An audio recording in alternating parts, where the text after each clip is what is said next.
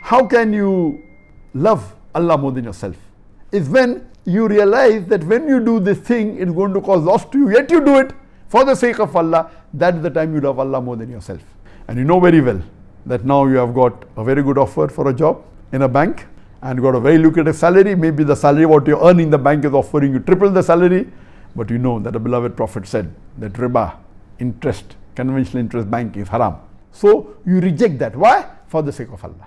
Now you are loving Allah more than yourself. If you do the job, you will get triple the salary, you will have more luxury of the world. Now this is an example of how you are loving Allah more than yourself. For example, the Prophet said that don't leave the place in which, when you are living in a place and if a plague breaks out, don't leave it. So you have to obey Allah and His Messenger. You cannot run away. You have to have faith, be patient. Whatever will befall you, even if I have to die, I'll die. If you die, become a martyr. So here you are following the commandment of Allah subhanahu wa ta'ala.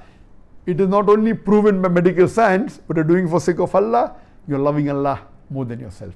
So always when you put Allah and His Messenger more than yourself, that means you are loving Allah more than yourself.